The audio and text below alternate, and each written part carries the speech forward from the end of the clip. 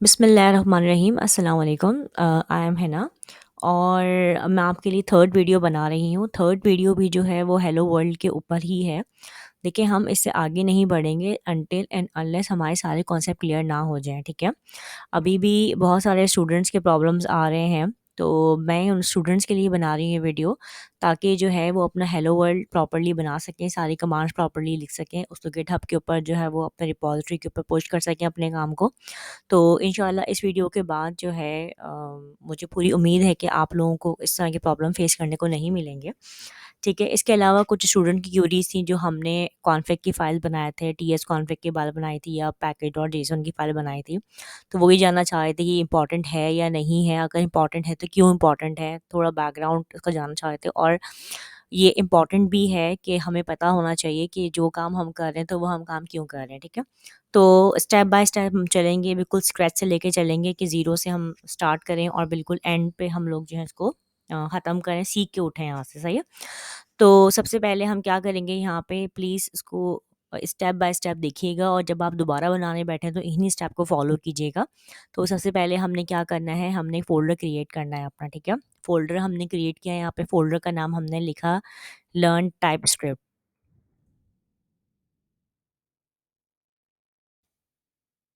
ठीक है? Learn TypeScript लिखा, इसके बाद अब हमने क्या किया, हमने इसको डबल क्लिक किया और हमने इस फ़ोल्डर को ओपन कर लिया। फ़ोल्डर ओपन करने के बाद जो दूसरा काम हमने किया वो ये किया कि हमने जो है यहाँ पे कमांड प्रॉम्प्ट लिखा सीएमडी, ठीक है? सीएमडी लिखने के बाद क्या हुआ हमारे पास कि हमने इसको जो है यहाँ पे मेंशन किया कोड स्पेस डॉट हमने मेंशन किया। इससे हमारे पास क्या होगा, जब हम इसको एंटर करेंगे तो हमारे पास जो है विजुअल स्टूडियो कोड ओपन हो जाएगा, राइट? जो विजुअल स्टूडियो कोड ओपन हो जाएगा हमारे पास, तो अब हमने क्या करना है यहाँ पे, हमने सिंपली देखें यहाँ पे एक स्टूडियो कोड हो गया। अब कुछ स्टूडेंट का सवाल ये भी था कि हम जो है एक्सटेंशंस कहाँ से डाउनलोड करें, तो ये आपके पास ओवरव्यू आ गया, ये लाइन से आपके पास जो है आइटम्स आ रहे हैं। यहाँ पे ये देखें, यहाँ पे अगर आप होवर करते हैं इसके ऊपर यानी अपना माउस रखते हैं तो यहाँ पे लिखा हुआ है एक्सटेंशन, राइट? एक्सटेंशन आपने क्लिक किया, एक्सटेंशन क्लिक करने के बाद आपके पास इस तरह का विंडो एक ओपन हो जाएगा, राइट? तो जो इस तरह का ओपन होगा विंडो, तो हमें जो एक्सटेंशन डाउनलोड करना था वो हमने डाउनलोड करना था जावास्क्रिप्ट एंड टाइपस्क्रिप्ट, ये वाला, ठीक है? थर्ड नंबर पे ही आ रहा है मेरे पास जावास्क्रिप्ट एंड टाइपस्क्रिप्ट नाइटली। इसको मैंने क्लिक करना है यहाँ पे सिंपली, और मुझे कुछ भी नहीं करना। क्लिक करने के बाद यहाँ पे क्योंकि ऑलरेडी इंस्टॉल्ड है मेरे पास, तो मेरे पास ऑप्शन आ रहा है अनइंस्टॉल का। लेकिन जब आपने इंस्टॉल नहीं किया तो आपके पास इंस्टॉल का ऑप्शन आएगा यहाँ पे, जहाँ डिसेबल का ऑप्शन आ रहा है। सिंपल आपने इसके ऊपर क्लिक करना है, इंस्टॉल के ऊपर जब आप क्लिक करेंगे तो आपके पास ये इंस्टॉल हो जाएगा, ठीक है? फिर इसको कुछ नहीं करना, उसको बंद कर देना है यहाँ से, और आपके पास यहाँ से इसको आपने कट कर देना है क्योंकि आपके पास इंस्टॉल हो चुका है। ये नंबर वन जो बहुत ज़्यादा स्टूडेंट क्वेश्चन था कि एक्सटेंशन कैसे डाउनलोड होंगे। अच्छा, इसके बाद चूँकि हमने यहाँ एक फ़ोल्डर बना लिया अपने टाइपस्क्रिप्ट के नाम का, अब हम क्या करेंगे, देखिए मैंने यहाँ पे भी क्लिक नहीं किया, मैंने सिर्फ अपना माउस यहाँ पे रखा है, तो माउस जब मैं रखा तो यहाँ लिख के आया है न्यू फाइल, इसके बराबर में हम जाते हैं तो लिख के आते हैं न्यू फ़ोल्डर। तो अभी हम सबसे पहले क्या बनानी है, एक फ़ाइल बनानी है, ठीक है? हम फ़ाइल का नाम रख देते हैं मेन डॉट टीएस। अच्छा, प्लीज़ स्टूडेंट्स इस बात पे ध्यान दीजिए कि इसमें कोई गैप नहीं है, ठीक है? मेन डॉट टीएस के बीच में कोई गैप नहीं है, क्योंकि बहुत सारे स्टूडेंट्स गलती ये कर रहे हैं, जब हम कमांड प्रॉम्प्ट से वीएस कोड ओपन करते हैं तो हम कोड स्पेस डॉट कर रहे हैं, तो उनको ये लग रहा है कि मेन स्पेस डॉट है, तो मेन स्पेस डॉट नहीं है, मेन डॉट टीएस है, इसमें कोई भी स्पेस नहीं है आपके पास, राइट? अब आप इसको एंटर करेंगे, जैसे ही आप इसको एंटर करेंगे तो आप देखेंगे आपके पास एक फोल्डर आपका यहाँ पे ओपन हो जाएगा, यानी आपकी फाइल यहाँ पे ओपन हो गई, राइट? अच्छा, अब जब आपके पास फ़ाइल ओपन हो गई, अब हम देखें यहाँ पे 2 तरह के हेलो वर्ल्ड्स बनाएँगे। एक तो नॉर्मल हेलो वर्ल्ड बनाएँगे जो हमने पहले बनाया था मेन डॉट जेएस की फ़ाइल से। दूसरा जो हम हेलो वर्ल्ड बनाएँगे उसमें हम तमाम अपनी जो भी कॉन्फ़िगरेशंस फ़ाइल हैं उसको हम लिखेंगे। ओके? तो अब हमने क्या किया यहाँ पे, हमारे पास ये एक फ़ाइल आ गई। अब हम यहाँ पे जाते हैं टर्मिनल के ऊपर, ठीक है? अब टर्मिनल पे जाके हम क्या करेंगे, सबसे पहले जिन बच्चों का इंस्टॉल नहीं हो रहा, पावर शेल पे इश्यूज़ आ रहे हैं, तो पावर शेल पे इशू रिजॉल्व करने के लिए मैं आपको बता देती हूँ आपने क्या करना है। आपने यहाँ पे जो सर्च है अपने विंडो पे, सर्च पे आपने यहाँ पे जाना है। सर्च पे जाने के बाद पावर शेल आपने ओपन करनी है यहाँ से, विंडो पावर शेल, लेकिन आपने डायरेक्ट ओपन नहीं करनी है, आपने इसको लेफ्ट क्लिक करना है। जब आप उस पर लेफ्ट क्लिक करेंगे तो आपके पास ये पूरे ऑप्शन खुल कर आएंगे, तो आपने इसको ओपन करना है रन एज एडमिनिस्ट्रेटर।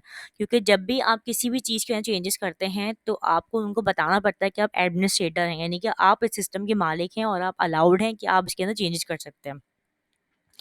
अब ये देखिए, आप रन एज एडमिनिस्ट्रेटर करेंगे तो आप सिस्टम 32 लिख कर आ रहे हैं यहाँ पे, राइट। अगर मैं इसको डायरेक्ट ओपन करती हूँ without run as administrator, direct मैं ओपन करती हूँ, देखिए यहाँ सिस्टम 32 लेके नहीं आ रहा। इट्स मीन्स मैंने यहाँ पे as a administrator log in नहीं किया हुआ, राइट।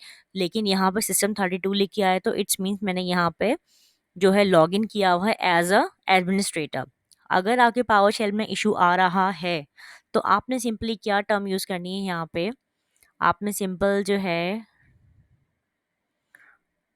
लेकिन सारा काम हमें पे बस यहाँ आ रहा है, ठीक है। सिंपल आपने ये वाली टर्म यूज़ करनी है जो कि set dash execution policy remote signed, ठीक है। ये पूरा मैं एक डॉक्यूमेंट बना के जब मैं वीडियो अपलोड करूँगी तो साथ में वो डॉक्यूमेंट का लिंक भी अटैच कर दूंगी, तो आपके पास सारी कमांड ए टू जेड आपके पास आ जाएंगी, तो आपके लिए बहुत कन्वीनियंट हो जाएगा कॉपी पेस्ट करके काम करने में, ठीक है। तो सिंपली आपने कमांड को लिखना है, उसके बाद आपने करना है एंटर। जैसे ही आप एंटर करेंगे तो आपके पास एक जो है पैराग्राफ आएगा जिसमें लिखा होगा एग्जीक्यूशन पॉलिसी चेंज, ठीक है। तो हमने यहाँ पे करना है, हमारे पास कुछ ऑप्शन है, यस का ऑप्शन है, यस टू ऑल का ऑप्शन है, नो का ऑप्शन है, नो टू ऑल का ऑप्शन, सस्पेंड का ऑप्शन है। तो मैं जो ऑप्शन सेलेक्ट करूँगी वो करूँगी ए, यानी कि यस टू ऑल, यानी कि मुझे जो है एग्जीक्यूशन पॉलिसी चेंज करनी है, यस टू ऑल। मैंने एंटर किया यहाँ पे और मेरी पॉलिसी चेंज होगी। इसके बाद इंशाल्लाह आपका जिनका पावर शेल का इशू आ रहा है वो इशू रिजॉल्व हो जाएगा, ठीक है। Number one. नंबर टू ये कि आप लोग यूज़ लैपटॉप भी लेते हैं तो उसमें उनकी भी सेटिंग्स हुई हुई होती हैं, तो ये भी इशू आ सकता है आपका। तो उसमें भी कोई प्रॉब्लम वाली बात नहीं, अगर इस कमांड के बाद भी ठीक नहीं होता वो तो हम क्लास में चेक कर लेंगे, लेकिन क्योंकि आपने काम करना है तो आपने सिंपली क्या करना है, यहाँ पे देखिए ये लिखा है पावर शेल, ठीक है। पावर शेल के बराबर में ये है प्लस, अगर आप प्लस करेंगे तो एक और आपका टर्मिनल ओपन हो जाएगा नीचे, लेकिन आपने क्या करना है, एरो पे लेके आना है। जैसे ही आप एरो पे लेके आएंगे उसको क्लिक करेंगे तो आपके पास एक लिस्ट खुलकर आएगी। लिस्ट के अंदर आपके नंबर सेकंड के ऊपर जो है बाय डिफ़ॉल्ट पावर शेल आएगा, लेकिन कमांड प्रॉम्प्ट पे आपने क्या करना है, यहाँ पे क्लिक करना है। जैसे ही आप कमांड प्रॉम्प्ट पे क्लिक करेंगे तो यहाँ पे देखिए सीएमडी वाला है, ये पावर शेल है, ये पावर शेल ओपन हुआ हुआ आपके पास और ये सीएमडी ओपन हुआ। तो पावर शेल वाला हमें नहीं चाहिए, हम इसको कट कर देते हैं, हम सीएमडी में काम कर लेते हैं, ठीक है। तो ये वाला इशू भी इंशाल्लाह आपको रिजॉल्व हो जाएगा पावर शेल वाला, ओके। इसके बाद हम थर्ड स्टेप हम देखते हैं कि हम यहाँ पे जो इश्यूज आ रहे हैं स्टूडेंट को, वो आ रहे हैं कि उनका जो है वो टाइप स्क्रिप्ट इंस्टॉल नहीं हो रहा, ठीक है। क्योंकि टाइप स्क्रिप्ट का जो डायरेक्ट रिलेशन है, क्योंकि वो सुपर सेट है जावा स्क्रिप्ट की, तो जावा स्क्रिप्ट के लिए जो चीज़ इंपॉर्टेंट है वो है नोड जेएस, ठीक है।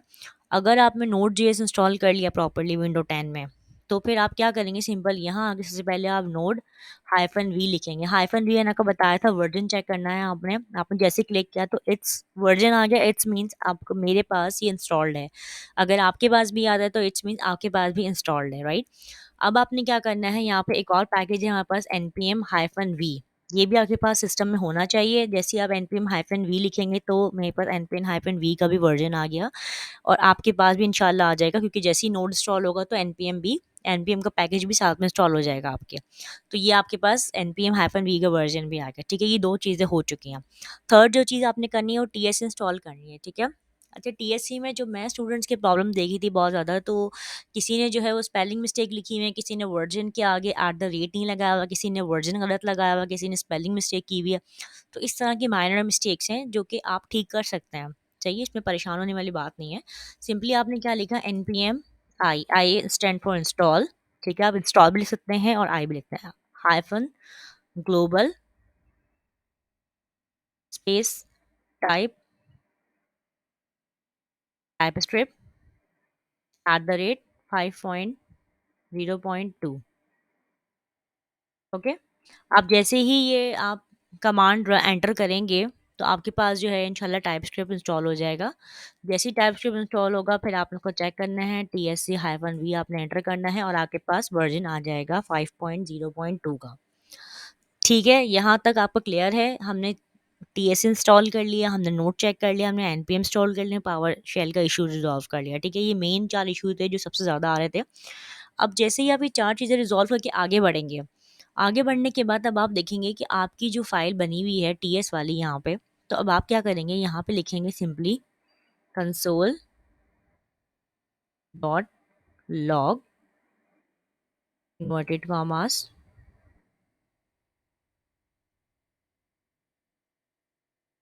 Hello world project 1। ओके, अब आपने ये लिख दिया। अब आपने क्या करना है, क्योंकि आपके पास टाइप स्क्रिप्ट में है, तो अब टाइप स्क्रिप्ट को आपने सबसे पहले क्या कंपाइल करना है जावा स्क्रिप्ट में, ठीक है। कंपाइल के लिए आप क्या लिखेंगे, T S C space main dot T S, ये जो फाइल का नाम है मेरा, आप ये लिखेंगे मेन डॉट टी एस। अच्छा, बच्चों ने क्या गलती की हुई थी, तो उन्होंने जेएस लिखा हुआ था। अब जेएस अभी यहाँ नहीं लिखेंगे, अभी आप टाइप स्क्रिप्ट कंपाइलर यूज़ कर रहे हैं जावा स्क्रिप्ट में कंपाइल करने के लिए। तो आपने क्या करना है, T S C space main dot T S लिख के इसको एंटर कर देना है। इसके बाद फिर आप क्या करेंगे कि आपके पास जब यहाँ देखेंगे, जैसे ही आप इसको एंटर करेंगे तो आपके पास ये मेन डॉट जी एस की फाइल बन जाएगी आपकी। अब आप देखिए, बहुत सारे स्टूडेंट को था कि हमें जावा स्क्रिप्ट नहीं आती तो हम टाइप स्क्रिप्ट कैसे सीखें, ये वो। मैं आपको दिखाना चाहती हूँ सिंपली, इस फाइल टी एस की फाइल में और जेएस की फाइल में आपको क्या फ़र्क नज़र आ रहा है? इन दोनों में कोई फ़र्क नहीं है, ठीक है? आप जावास्क्रिप्ट सीखें या आप टाइपस्क्रिप्ट सीखें, दोनों एक ही बात है। मीन्स आप लकी हैं कि आप डायरेक्ट टाइपस्क्रिप्ट सीख रहे हैं, ठीक है? इन दोनों में कोई फ़र्क नहीं है ज़्यादा। अच्छा जी, अब आपने क्या किया, जैसे कंपाइल किया टाइपस्क्रिप्ट को जावास्क्रिप्ट में, अब हमने क्या करना है, नोड यूज़ करना है, क्योंकि मैंने आपको बताया जावास्क्रिप्ट के लिए नोड यूज़ होता है, ठीक है? नोड मेन डॉट, क्योंकि नोड है तो मेन डॉट जेएस आ गया। मैंने इसको एंटर किया और ये हेलो वर्ल्ड प्रोजेक्ट 01 हमारे पास आ गया। ये तो हमारा एक काम ज़बरदस्त हो गया जो बहुत सारे बच्चों ने कर लिया। अब हमें क्या करना है यहाँ पे, अब हमने इसी को फर्दर आगे बढ़ाना है। फर्दर आगे बढ़ा के इसी में हमने फाइल्स क्रिएट करनी है अपनी सारी, ठीक है।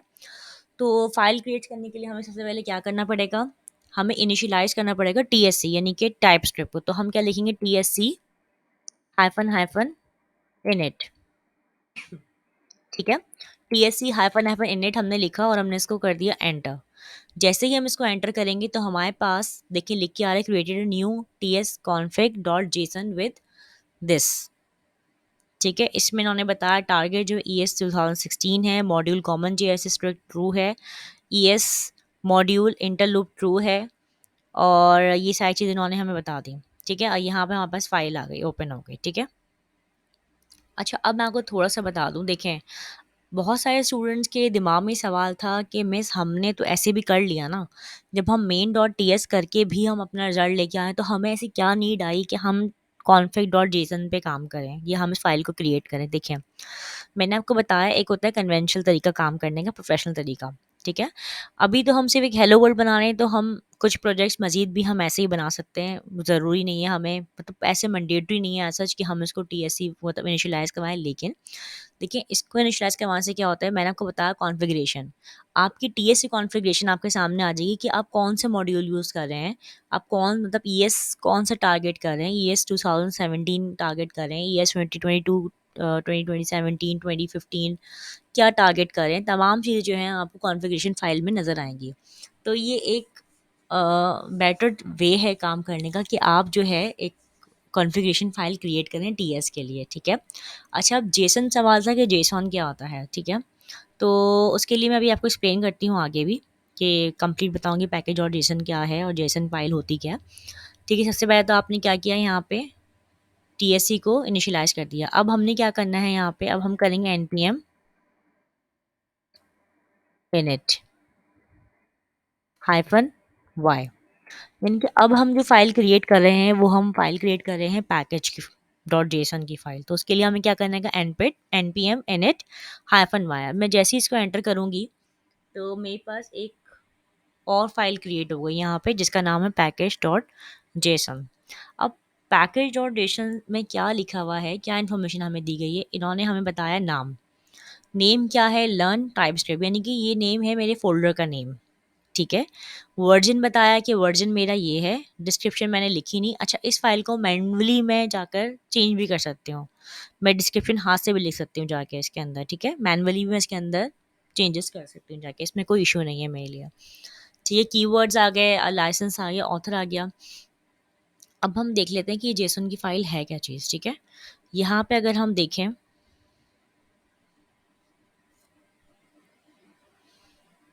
ये आपके पास भी डॉक्यूमेंटेशन होगी यकीनन।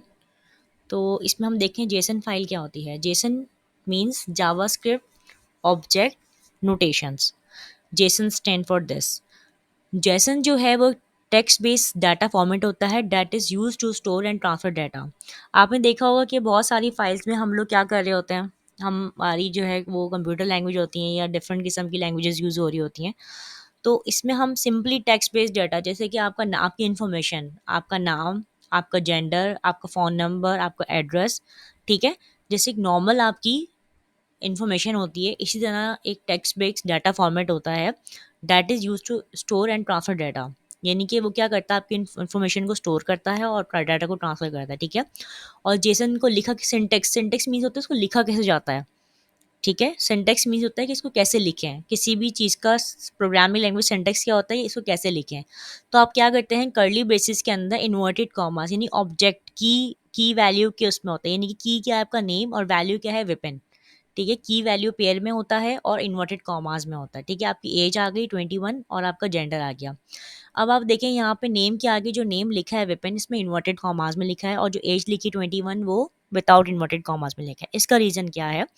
इसका रीज़न ये है, हम आगे भी पढ़ेंगे और मैं आपको थोड़ा-सा बता भी देती हूँ इसका बैकग्राउंड, कि हम जब भी कोई स्ट्रिंग यूज़ करते हैं, जैसे कि कोई अल्फ़ाबेट्स पे हम कोई नाम यूज़ करते हैं, जहाँ पे अल्फ़ाबेट्स यूज़ हों, तो हम उसको इन्वर्टेड कॉमास में देते हैं। ठीक है?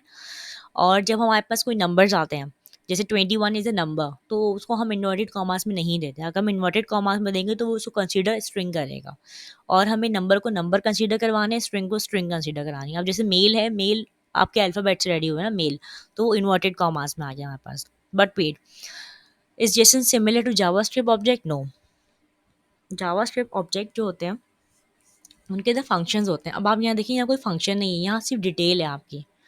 ठीक है, एक टेक्स्ट बेस्ड डिटेल है आपकी, कोई फंक्शन नहीं बना हुआ इसके अंदर। जबकि जावास्क्रिप्ट में जब भी हमारे पास जेसन वो यूज़ होते हैं, ऑब्जेक्ट्स यूज़ होते हैं, की वैल्यू में काम होता है, तो वो फंक्शंस में होता है। ठीक है, इसके अलावा जेसन डाटा कंसिस्ट ऑफ की वैल्यू पेयर, जैसे मैंने आपको बताया की वैल्यू पेयर में काम करता है। जो नेम है आपका वो की है, और जो वेपन है वो आपकी वैल्यू है। ठीक है, की वैल्यू पेयर में काम कर रहा होता है ये। इसके अलावा जो है कोट्स में आता है, इन्वर्टेड कॉमास में आता है। अगर आपका डाटा जो है वो स्ट्रिंग है तो आपका इन्वर्टेड कॉमास आएगा, और अगर आपका डाटा जो है नंबर्स में है तो वो विदाउट इन्वर्टेड कॉमास आएगा, जैसे ऊपर हमें लिखा है 21 लिखा था। इसके अलावा जो है यहाँ पे किस तरीके से होता है कि Jason object used inside curly braces, ये भी आपको बता चुकी हूँ। ठीक है, और इसके अलावा जो चीज़ मुझे आपको बतानी थी, वो क्या बतानी थी, कि हम एक से ज़्यादा भी रिकॉर्ड कर सकते हैं। जैसे अगर हमें कोई लिस्ट ऑफ नेम रिकॉर्ड करने हैं, तो हम जो है फिर ये स्ट्रेट ब्रैकेट लगाएंगे और इन्वर्टेड कॉमा में सारे नाम दे देंगे। ठीक है, अच्छा, अब इसको एक्सेस कैसे करते हैं? अब एक्सेस ऐसे करते हैं, की से एक्सेस करते हैं। जैसे कि मैंने ये लिखा कांस्टेंट, मतलब एक वेरिएबल बनाया डिटेल के नाम से, डिटेल डॉट नेम, तो मेरे पास क्या आएगा, वेपन आ जाएगा। अगर मैं डिटेल डॉट एज लिखूंगी तो बस एज आ जाएगी यहाँ पे। ठीक है, ये सब हम काम करेंगे स्लोली एंड ग्रेजुअली। बिल्कुल भी घबराने वाली बात नहीं है, परेशान होने वाली बात नहीं है। यहाँ तक भी आप पहुँचे तो इंशाल्लाह आगे भी आप पहुँचेंगे। अब ये आगे T S conflict dot JSON की फ़ाइल। ठीक है, अब T S conflict dot JSON की फ़ाइल जो है, या जे एस कॉन्फ्लिक्ट डॉट जेसन की फ़ाइल है, इसमें क्या रीज़न है, इसका क्या है, बेसिकली कंपाइलर के लिए होता है। ठीक है, compiler for the T S conflict dot JSON file starting in the current directory continuing up the parent directory chain. ठीक है जी, इसमें जो चीज़ आपको बताने वाली है वो ये है कि इसके अंदर भी सारे मॉड्यूल्स वगैरह लिखे होते हैं आपके, कि आप कौन सी चीज़ यूज़ कर रहे हो, और कौन सा जैसे मॉड्यूल लिखा हुआ है कंपाइलर के अंदर, आपने नॉन इम्प्लिसिटी लिखी है, ट्रू है या फॉल्स है, तमाम चीज़ें आप बता रहे होते हो उसके अंदर, जैसे नॉर्मल कॉन्फ़िगरेशन होती है, इसी तरह से ये भी काम कर रहा होता है। ठीक है, अगर हम इसके बगैर भी काम करें तो भी चलेगा, कोई मसले वाली बात नहीं है, कि आपकी फ़ाइल तब भी चलेगी, लेकिन हमने इसको ही लेके चलना होगा साथ में। ठीक है, अच्छा, तो हमारे पास ये 2 फाइल्स क्रिएट हो गई। फिर इसके अलावा हमें एक फ़ाइल और क्रिएट करनी है यहाँ पे। वो कौन-सी फ़ाइल थी हमारे पास? वो हमारे पास थी डेवलपर मोड वाली फ़ाइल। ठीक है? वो हमारे पास फ़ाइल थी ये वाली, npm i एट टाइप्स। अच्छा, स्टूडेंट्स क्या गलती कर रहे थे, npm i लिखने के बाद, ठीक है, एट द रेट टाइप, वो टाइप लिखे थे but it not type, it types, ठीक है, types slash node hyphen D, यानी कि डेवलपर की डिपेंडेंसी, राइट। हमने एंटर किया, जैसे हमने एंटर किया अब ये इसकी इंस्टॉलेशन शुरू हो गई, ठीक है। इसमें लिखा उन्होंने added to package, to package कौन कौन से ऐड किए हैं, नोड मॉड्यूल खोले अगर हम, तो एक पैकेज जो है वो टाइप्स का है और एक है अनडीसी टाइप्स का, ठीक है। दो पैकेज इन्होंने इंस्टॉल कर दिए, दिखा दिया हमें। इसके अलावा हमारे पास ये वाली फाइल भी इंस्टॉल हो गई है, ठीक है। इसके अंदर बस डिपेंडेंसी है, डेव मतलब ट्रू, डिपेंडेंसीज कौन सी है, ये वाली टाइप, ये देखें ये लिखी हुई, ये टाइप लिखी हुई, ठीक है। अब इसको खोलेंगे, देखिए इसमें कितना सारा जो है ना फ़ोल्डर्स बने हुए हैं। अब आप देखें सारे फ़ोल्डर्स हमारे पास आएँगे, डेवलपर मोड के अलावा अगर हमारे पास वैसी डिपेंडेंसी डाउनलोड हो जाएगा तो हमारी फ़ाइल की जो परफॉर्मेंस है वो स्लो हो जाएगी। इसलिए जो है हम इसके अंदर हाइफ़न डी लिखें ताकि हमारी जो परफॉर्मेंस है वो स्लो ना हो। बस यही 4 चीज़ें थी जो कि हमने इसे बनानी थी। इसके अलावा गिट इग्नोर का फ़ोल्डर है, वो भी हम बना के मैं आपको बना के दिखाऊँगी, लेकिन वो मैं बनाऊँगी आपको किस तरीके से, वो मैं बनाऊँगी आपका फ़ोल्डर चलिए इसी से बनाते हैं, गिटहब से नहीं बनाते, इसी से बना लेते हैं। अब आप क्या करेंगे, यहाँ पे आप बाहर आए, ठीक है। बाहर आने के बाद आपने क्या किया कि आपने इसको एक फ़ोल्डर बनाया,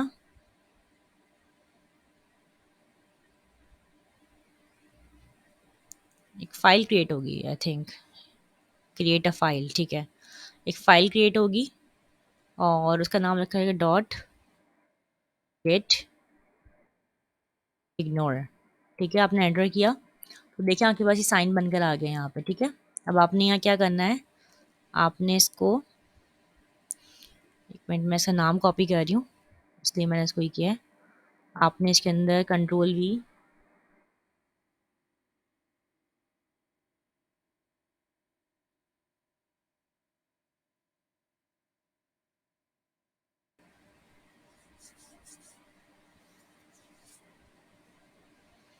ठीक है। आपने क्या किया, इसके अंदर इसको नोड मॉड्यूल को इसमें डाल दिया, ठीक है, गिट इग्नोर में। अब वो मैं आपको बताऊंगी हमने ऐसे क्यों किया है, ठीक है।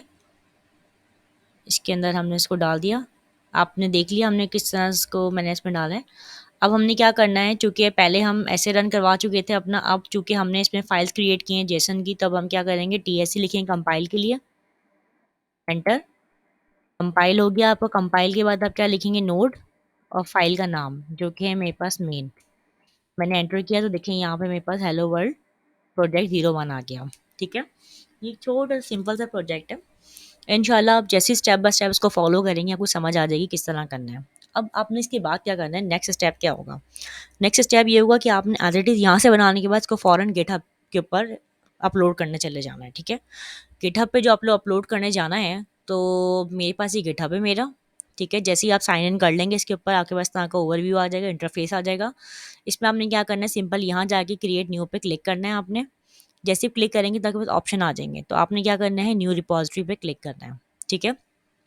जैसे आप न्यू रिपॉजिटरी पे क्लिक करेंगे तो अब यहाँ लिखेंगे टाइप स्क्रिप्ट असाइनमेंट 1,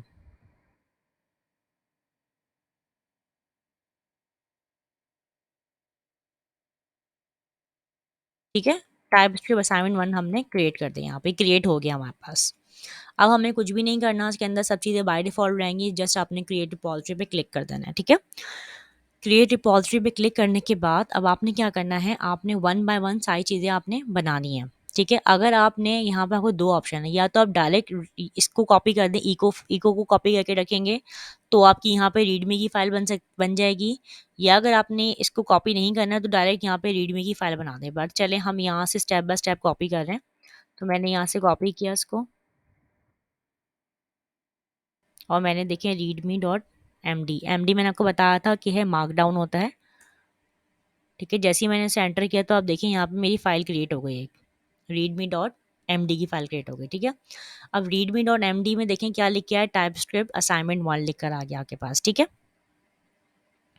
अब आपको नेक्स्ट क्या करना है, यहाँ पे ये बाय डिफ़ॉल्ट खुद ही लेकर आया है, ठीक है। अगर आप यहाँ पे करने से पहले जो आप लिखना चाहते थे लिख सकते थे यहाँ पे, हमारे पास यही लिखा था, हम नहीं लिख दिया। अब सबसे पहले आपने क्या करना है, आपने गेट को इनिशियलाइज़ करना है, ठीक है? किसी भी काम को स्टार्ट करने से पहले आपको इनिशियलाइज़ करना पड़ता है या पड़ेगा।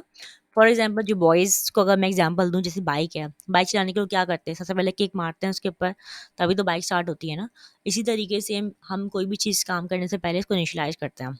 तो हमने क्या किया, यहाँ पे लिखा गेट इनिट, यानी कि गेट को हमने क्या कर दिया, इनिशियलाइज़ कर दिया। अब हमने एंटर किया इसको, तो जैसे ही हमने एंटर किया तो आप देखिए आपके पास सारी चीज़ें जो है ना यहाँ पे ग्रीन में आ गई। ग्रीन मतलब यू लिख के आ रहा है, यू मीन्स अनट्रैक्ड, यानी कि इसमें कुछ स्टेजेस होती हैं आपकी, ठीक है? एक होती है अनट्रैक्ड होती है, फिर मॉडिफाइड होती है, फिर एडेड होती है, फिर स्टेजिंग होती है। इस तरह की जो ना आपकी सारी स्टेजेस होती हैं।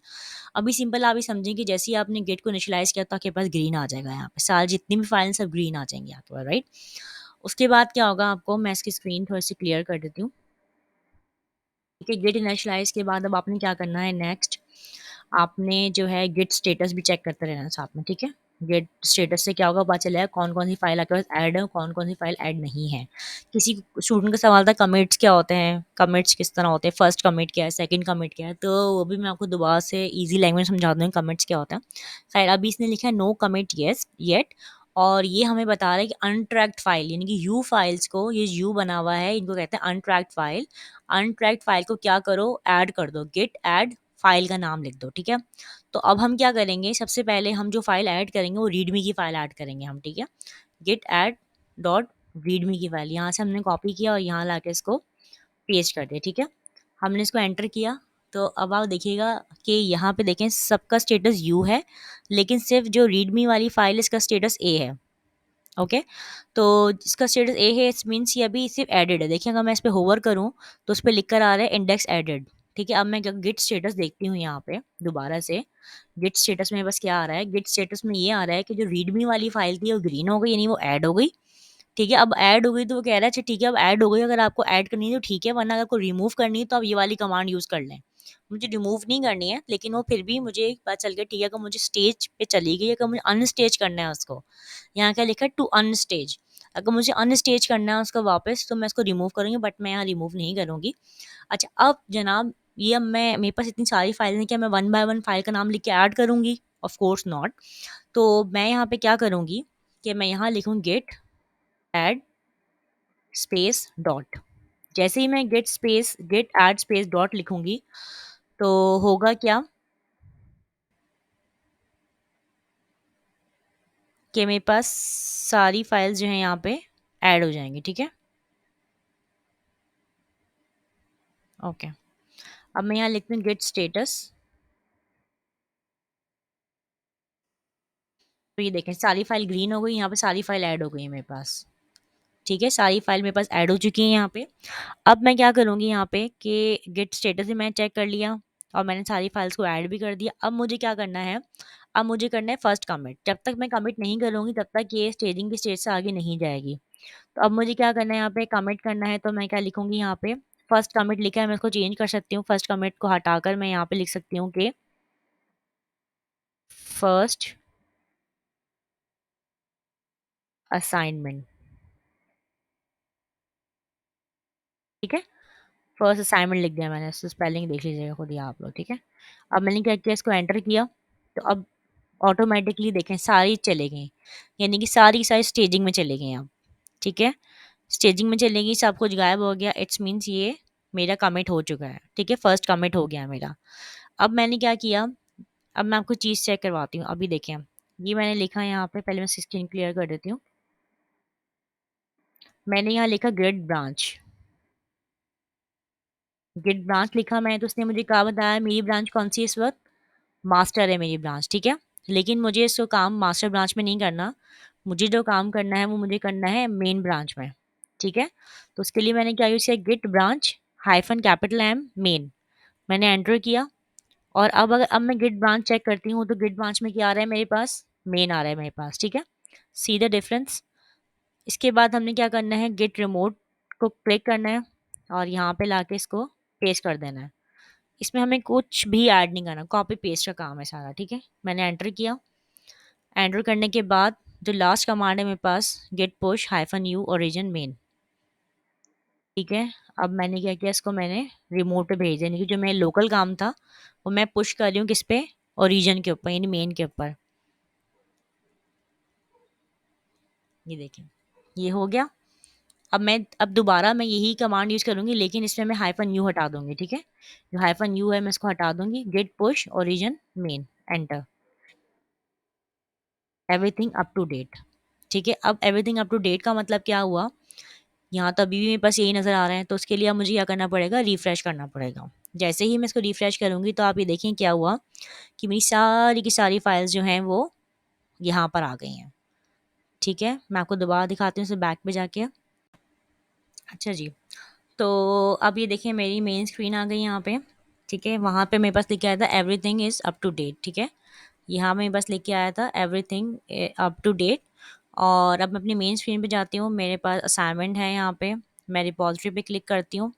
रिपॉजिटरीज पे क्लिक करने के बाद जब मैं देखूँगी टाइप से असाइनमेंट वन टॉप पे मेरे पास आ रहा है। ठीक है, मैंने इसको एंटर किया, क्लिक किया, इसको मैं क्लिक करने के बाद सारी फाइल्स जो है मेरे पास यहाँ पे आ गई। देखें, टी एस कॉन्फ़िग वाली फाइल आ गई, पैकेज वाली फाइल आ गई, package dot package dash lock dot JSON की फाइल आ गई, main dot T S main dot J S readme की फाइल। अब ये आ गई गिट इग्नोर की फाइल। ठीक है, तो अब हम कंपेयर कर लेते हैं कि जी सारी फाइल हमारे पास आ गई हैं कि नहीं आ गई हैं। तो मैं ये देख रही हूँ यहाँ पे कि मेरे पास जो नोड मॉड्यूल वाली फ़ाइल है वो फ़ाइल मेरी नहीं आई यहाँ पे। नोड मॉड्यूल वाली फ़ाइल मेरे पास यहाँ पे नहीं आई। देखें, नज़र आ रही है आपको, कहीं पे नहीं आई ना, वो कहाँ है फ़ाइल, वो हमारे गिट इग्नोर में चलेगी ये फ़ाइल। ठीक है, वो नोड मॉड्यूल की फ़ाइल मैंने जैसे गिट इग्नोर में डाली थी, तो उसका रीज़न क्या था, उसका रीज़न ये था कि आप इसको देखें, इसके अंदर कितनी सारी चीज़ें हैं। ठीक है, टाइप्स के अंदर बहुत सारी चीज़ें हैं। ठीक है, और टाइप्स के बाद जो हमारे पास ये है अनडीसी टाइप्स के अंदर बहुत सारी चीज़ें हैं। ठीक है, बहुत सारी फाइल्स बनी हुई हैं, तो उससे क्या होगा कि एक लेवल तक, मतलब एक लेवल तक जो है हम गिटहब के ऊपर अपना काम पोस्ट कर सकते हैं। लेकिन अगर वो बहुत ज़्यादा हो जाता है तो फिर वो जो है ना इंस्टॉल नहीं होता, मतलब वहाँ पे जाके अपडेट नहीं होता काम। तो इस तरीके से आपका काम फिर ना अब पुश नहीं होगा गिटहब पे। तो हम क्या करते हैं, अननेसेसरी फाइल्स को पहले ही गिट इग्नोर का फोल्डर बना के उसमें डाल देते हैं। तो डालने का तरीका क्या है, नोट मॉड्यूल्स के बाद हम स्लैश लगा देंगे, तो जितनी भी सामान है आपका, जितना भी एक्स्ट्रा फाइल्स हैं वो सारी इसके अंदर चली जाएंगी और वो गिट इग्नोर में चलेंगी। गिट इग्नोर मतलब ये है कि भाई यहाँ पे इग्नोर कर दो, आप गिट के ऊपर इग्नोर कर दो, ये गिट के ऊपर ना आए ये। तो आप देखिए गिट इग्नोर हो चुका है, वहाँ पे फाइल नहीं आई। सिंपल सा वो काम था। ये देखिए आपका फाइल भी अपलोड हो गई यहाँ पे, और आपका हेलो वर्ल्ड दो तरह से बन भी गया, दो प्रोजेक्ट्स बन गए हेलो वर्ल्ड के। यही काम आपने करना है। इसके अलावा अगर फिर भी कोई प्रॉब्लम आती है आप लोगों को, तो I am available, I can help you out, जितना मुझसे ओके हो सकेगा, जो भी मुझे टाइम मिलेगा मैं आप लोगों को हेल्प करूँगी इस चीज़ में। इसके अलावा मैं बाकी स्टूडेंट से बोलूँगी जिन जिन का काम हो चुका है, तो आप लोग अब इसको लिंक्डइन पे जाएँ। ठीक है, लिंक्डइन के लिए मैं हैशटैग आपको सारे शेयर कर दूँगी, किस तरीके से आपने हैशटैग लगा के जो है लिंक्डइन पे अपना काम पोस्ट करना है। तो इससे ये होगा कि आप लोगों के लिए भी अच्छा होगा, एक चीज़ आपको ईज़ी हो जाएगी, मार्केट में आपका नाम स्टार्ट हो जाएगा कि जब आपने प्रोडक्ट्स बनाना शुरू कर दिया, और ये आप यूज़्ड हो जाएँगे इस चीज़ के लिए। ठीक है? तो अगर आपको वीडियो पसंद आई हो और आपको समझ आई हो, तो काइंडली जो है आप आगे अपने फ्रेंड्स को भी शेयर करें, ताकि उनकी बेसिक्स भी क्लियर हो, और मेरा चैनल भी सब्सक्राइब करें और लाइक भी करें। ठीक है? और अपने कमेंट्स में बताइएगा कोई इशू हो तो। Thank you so much. अल्लाह हाफ़िज़।